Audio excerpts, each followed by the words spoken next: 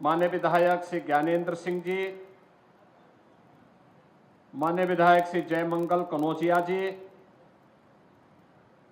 माननीय विधायक श्री ऋषि त्रिपाठी जी, भारतीय जनता पार्टी के जिला के अध्यक्ष श्री संजय पांडे जी,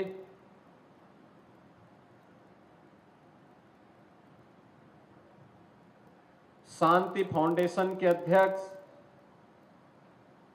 और इस केएमसी मेडिकल कॉलेज के संस्थापक श्री विनय कुमार श्रीवास्तव जी, के सिंह जी,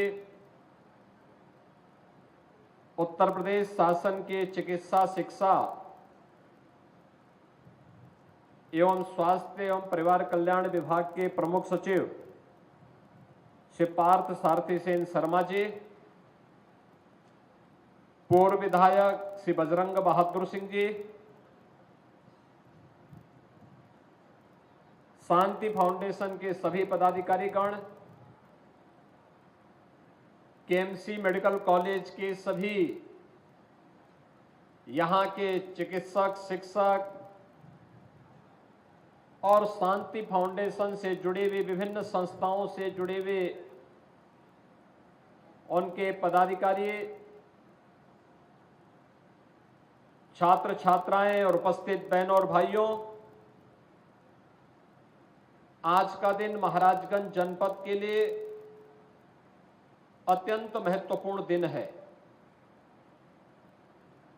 दीपावली के और धनतेरस के ठीक पूर्व हम लोग 30 अक्टूबर को भगवान धन्वंतरी की जयंती पूरे देश के अंदर आयोजित करेंगे। वे स्वास्थ्य के देवता हैं, आरोग्यता के देव हैं और जनपद महाराजगंज उनसे भी एडवांस में आज आरोग्यता के प्रतीक प्रदेश के पहले पीपीपी मोड के मेडिकल कॉलेज का लोकार्पण करने जा रहा है। मैं इस अवसर पर शांति फाउंडेशन के साथ ही जनपद महाराजगंज वासियों को हृदय से बधाई देते हुए आप सबका मैं हृदय से अभिनंदन करता हूं। मैं धन्यवाद दूंगा श्री विनय कुमार श्रीवास्तव जी को और उनकी पूरी टीम को कि इन्होंने आगे बढ़कर के समय से 2 कदम आगे सोचने की सामर्थ्य विकसित करके महाराजगंज जनपद में मेडिकल कॉलेज स्थापित हो, इसके लिए अपने दूरदर्शिता का परिचय दिया और बधाई इस बात की कि 150 बच्चों का एडमिशन इस मेडिकल कॉलेज में हो चुका है। अभी मैंने उनके साथ इंटरेक्शन किया है। 2009 में शांति फाउंडेशन ने जनपद महाराजगंज में एक इंजीनियरिंग कॉलेज बनाया था और इंजीनियरिंग कॉलेज बनाने के बाद फिर ये फाउंडेशन अपने अलग अलग कार्यक्रमों के साथ जुड़ करके जनपद महाराजगंज को केंद्र मान करके इन्होंने कार्य प्रारंभ किया और आज ये प्रसन्नता का क्षण है कि यह क्षेत्र आजादी के बाद लगातार विकास की दिशा से उपेक्षित रहे हैं। ये तराई के क्षेत्र माने जाते थे। ऐसा माना जाता था कि यहाँ के नागरिकों का विकास में अधिकार नहीं है, शासन की सुविधाओं में अधिकार नहीं है। न यहाँ सड़कें होती थी, न बिजली आती थी, पानी की स्थिति भी अत्यंत खराब थी, स्वच्छता के बारे में कोई सोचता नहीं था। पेयजल और गंदगी के कारण परिणाम क्या था? इंसेफ्लाइटिस जैसी बीमारियां यहां की जवानी को ही निगल जाती थी। मलेरिया से क्षेत्र त्रस्त रहता था। चीनी मिलें जो कभी यहां के विकास की आधार थी, एक एक करके बंद होती गई। विकास से कोसों दूर और सरकार ने भले ही उपेक्षा की होगी एक समय के बाद, लेकिन आज महाराजगंज उपेक्षित जनपद नहीं है। आज हम लोगों ने महाराजगंज जनपद को 940 करोड़ रुपए की परियोजनाओं का सौगात दिया है। प्रातःकालीन सत्र में यहां के माननीय सांसद, माननीय विधायकों की उपस्थिति में चौक बाजार में एक बड़े समारोह के साथ 940 करोड़ रुपए की परियोजनाओं का सौगात जनपद महाराजगंज की अलग अलग योजनाओं के माध्यम से मिला और अब आरोग्यता के प्रतीक एक आधुनिक मेडिकल कॉलेज की सौगात भी महाराजगंज वासियों को प्राप्त हो रही है। इसके लिए भी और प्रदेश के पहले पीपीपी मोड के मेडिकल कॉलेज के शुभारंभ के लिए भी मैं महाराजगंज जनपद शांति फाउंडेशन श्री विनय कुमार श्रीवास्तव और श्री के सिंह जी को मैं हृदय से बधाई देता हूं, अपनी शुभकामनाएं देता हूं। बहनों और भाइयों, जो व्यक्ति, जो समाज या जो राष्ट्र समय से 2 कदम आगे नहीं सोचेगा और उसके अनुरूप नहीं चलेगा, वह पिछड़ जाएगा। ये हमेशा होता आया है। आपने 10 वर्ष के अंदर भारत की प्रगति को देखा है। एक अद्भुत प्रगति भारत ने की है। प्रधानमंत्री मोदी जी के नेतृत्व में आज भारत दुनिया की एक बड़ी आर्थिक शक्ति बन रहा है। 2014 में जो भारत दुनिया की 10वीं बड़ी अर्थव्यवस्था माना जाता था और कई वर्षों से यही था कि भारत केवल 10वें नंबर पर ही रहेगा, लेकिन मोदी जी ने उस मिथक को तोड़ करके मात्र 10 वर्ष के अंदर भारत को दुनिया की 5वीं बड़ी अर्थव्यवस्था बना दिया है। और भारत की जो विकास की दर है, जिस स्पीड से के साथ आगे बढ़ रही है, यह स्पीड बताती है कि अगले 2.5 से 3 वर्ष के अंदर भारत दुनिया की तीसरी बड़ी अर्थव्यवस्था होगा।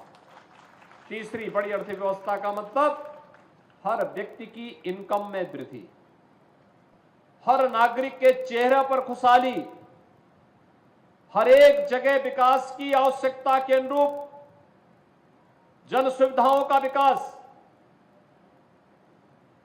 अच्छी शिक्षा होगी, अच्छा स्वास्थ्य होगा, अच्छी कनेक्टिविटी होगी, रोजगार के अनेक अवसर उपलब्ध होंगे, बंद कल कारखाने पुनः चालू स्थिति में आगे बढ़ते हुए दिखाई देंगे।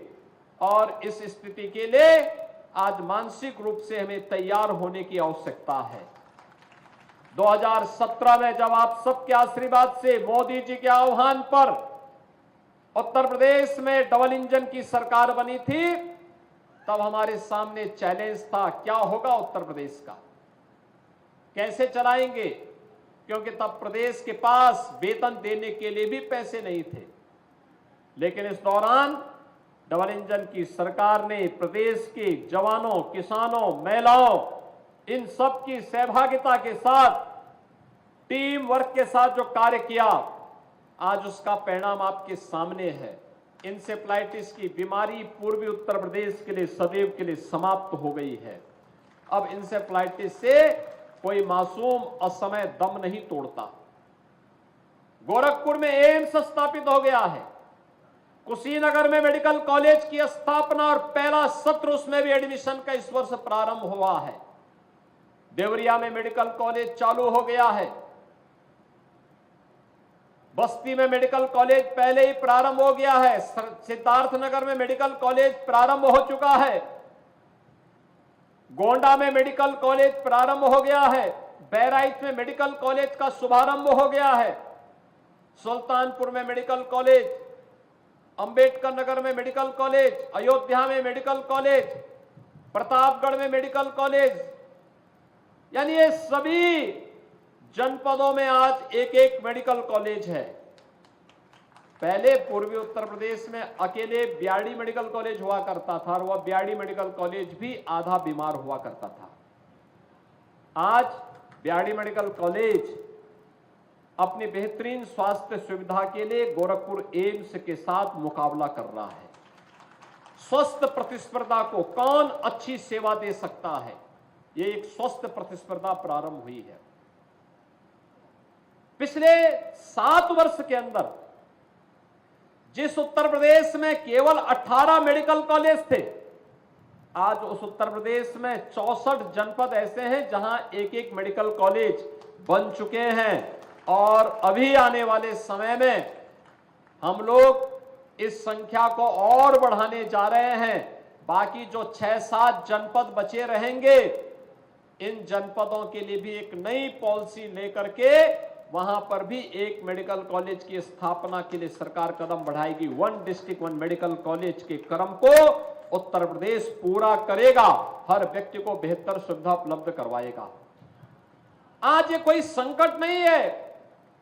पहले होता था कोई व्यक्ति परिवार में बीमार हो गया तो व्यक्ति को परेशान होना पड़ता था कि उपचार के लिए कहां मैं खर्च करूंगा पैसा। आज मोदी जी ने आपको, हर गरीब को 5 लाख रुपए की स्वास्थ्य बीमा का कवर आयुष्मान भारत के अंदर दिया है और उत्तर प्रदेश पहला राज्य है जिसने 5 करोड़ 14 लाख से अधिक लोगों को अब तक एक गोल्डन कार्ड जारी कर दिया कि कहीं भी इंपैनल्ड हॉस्पिटल में जाइए और आप अपना वहां पर उपचार कराइए। आपको केवल जाना, अपना कार्ड सौंप देना है, बाकी उपचार हॉस्पिटल अपने आप कराएगा।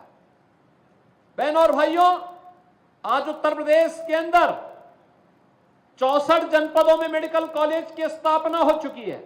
जिस प्रदेश में केवल कभी 12 और 18 जनपदों में मेडिकल कॉलेज हुआ करते थे, आज 64 जनपदों में 85 से ज्यादा मेडिकल कॉलेज उत्तर प्रदेश के अंदर। अकेले इस वर्ष 17 नए मेडिकल कॉलेज उत्तर प्रदेश के अंदर, सरकारी क्षेत्र में पीपीपी मोड के 3 और प्राइवेट का 17 मेडिकल कॉलेज अकेले इस वर्ष उत्तर प्रदेश के अंदर प्रारंभ हो रहे हैं। एमबीबीएस की सीट्स पहले की तुलना में दुगनी हुई है, दुगने से भी हुई है। पीजी की सीट्स भी पहले की तुलना में दुगनी हुई है। यानी आने वाले समय में हमें मेडिकल शिक्षा के लिए भी और स्वास्थ्य चिकित्सा के लिए भी योग्य चिकित्सकों की कमी नहीं रहेगी, बल्कि हर गांव में बेहतरीन सुविधा दूर दराज के क्षेत्रों में भी देने में हमें आसानी होगी। और इसके लिए प्रधानमंत्री मोदी जी के विजन के अनुरूप आज हर जनपद में डायलिसिस की सुविधा, आईसीयू की सुविधा, हर जनपद में सीटी स्कैन आदि की सुविधा हम दे सके, इसके लिए सरकार के स्तर पर प्रयास प्रारंभ हुए हैं।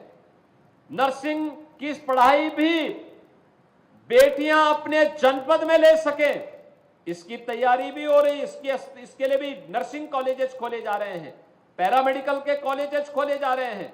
बड़े पैमाने पर यह कार्य केंद्र और राज्य सरकारें मिलकर के युद्ध स्तर पर इस कार्यक्रम को आगे बढ़ा रही हैं।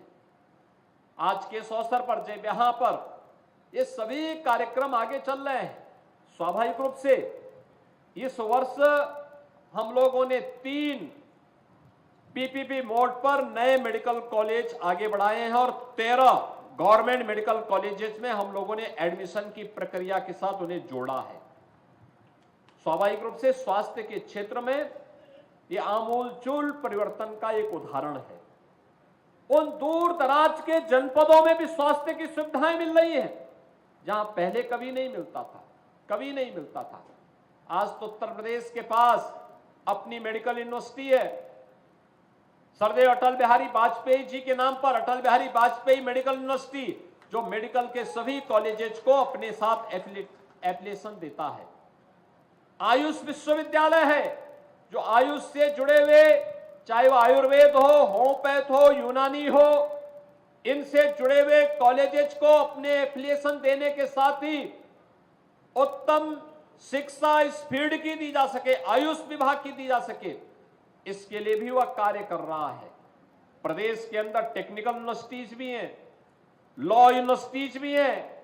राज्य सरकार के द्वारा तेजी के साथ नए नए विश्वविद्यालयों की स्थापना के कार्यक्रम को आगे बढ़ाया जा रहा है। जीवन का कोई क्षेत्र ऐसा नहीं है जहां पर आज उत्तर प्रदेश सरकार तेजी के साथ आगे कार्य करते हुए बढ़ करके उत्तर प्रदेश को भारत के विकास के ग्रोथ इंजन के रूप में स्थापित न कर रहा हो। यह लगातार प्रयास करने का परिणाम है। आज हमारा यह प्रयास इस दृष्टि से महत्वपूर्ण हो जाता है। यह मेडिकल कॉलेज जहां पर स्थापित है, ये केवल एक मेडिकल कॉलेज नहीं है। केएमसी हॉस्पिटल और मेडिकल कॉलेज यहां पे उत्तम आरोग्यता की सेवा तो प्रदान कर ही रहा है, देश के लिए अच्छे डॉक्टर भी दे रहा है, देने का कार्य करेगा, लेकिन साथ साथ हजारों लोगों के लिए नौकरी और रोजगार की संभावना का भी एक माध्यम बना है। ये जो निवेश है, ये विकास इसी आधार पर होने जा रहा है कि विकास का कार्य इस आधार पर होगा कि विकास के साथ साथ आरोग्यता के लिए, रोजगार के लिए नए अवसरों को हम आगे बढ़ा सकें।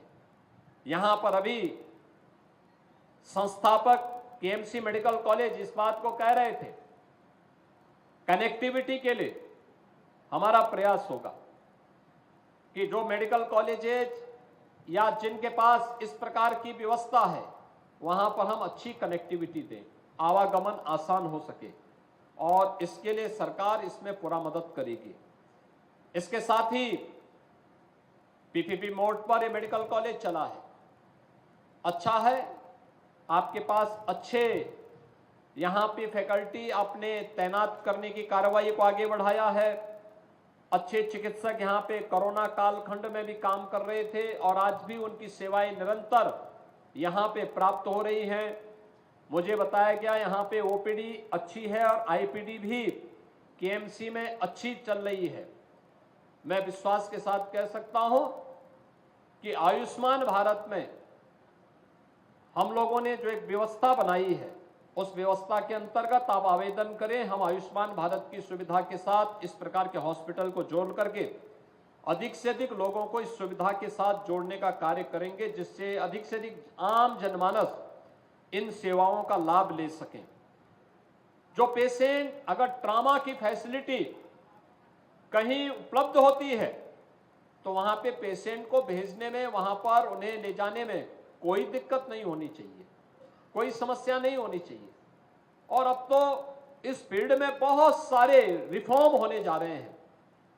जन आरोग्य योजना के अंतर्गत भी जो सुविधा आयुष्मान भारत के अंतर्गत प्राप्त हो रही है, जन औषधि के माध्यम से सस्ती दवा उपलब्ध करवाने का जो कार्य हो रहा है, अगर हम इन सब का बेहतर उपयोग कर सकेंगे तो इसका लाभ लंबे समय तक आम नागरिक ले पाएगा। और आम जनता का विश्वास जब भी किसी संस्थान पर बनेगा तो वह संस्थान एक लंबे समय तक अपनी सेवाएं आम जनमानस को भी पहुंचाता रहेगा, विकास में इसी प्रकार का सहभागी बनता रहेगा। मैं आज एक बार फिर से केएमसी हॉस्पिटल और मेडिकल कॉलेज के शुभारंभ के अवसर पर, आज जब इसके मुख्य प्रशासनिक भवन और इसकी एकेडमिक बिल्डिंग का आज यहां पर उद्घाटन हो रहा है, मैं इस अवसर पर शांति फाउंडेशन और केएमसी से जुड़े हुए सभी पदाधिकारियों को, खासतौर पर श्री विनय कुमार श्रीवास्तव जी को, श्री के सिंह जी को और उनकी पूरी टीम को मैं हृदय से बधाई दूंगा। आप सभी महाराजगंज वासियों को धन्वंतरी जयंती और दीपावली के पहले इतना शानदार उपहार मेडिकल कॉलेज, हॉस्पिटल और विकास की तमाम योजनाओं का प्राप्त हो रहा है। इसके लिए भी मैं आप सबको हृदय से बधाई देते हुए विश्वास व्यक्त करता हूं कि शांति फाउंडेशन और केएमसी अपने लक्ष्यों को प्राप्त करते हुए इस जनपद के विकास में एक मील का पत्थर साबित होगा। आप सबके प्रति मेरी शुभकामनाएं, दीपावली की मंगल में शुभकामनाएं आप सबके प्रति। धन्यवाद। जय हिंद। बहुत बहुत धन्यवाद माननीय मुख्यमंत्री जी का।